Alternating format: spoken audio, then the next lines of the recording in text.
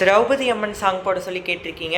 AREZZ00 அப்படிங்கிற ஐடியிலிருந்து ஆடி மாதம் சிறப்பு பாடல்கள் பார்ட் 14 வாங்க பார்க்கலாம்.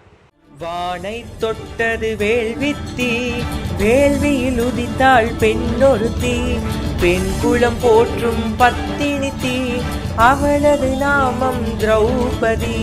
வானை தொட்டது வேள்வித்தி, வேள்வியில் உதித்தாள் பெண்ணொருத்தி, பெண் குலம் போற்றும் பத்தினித்தி, அவளது நாமம் திரௌபதி.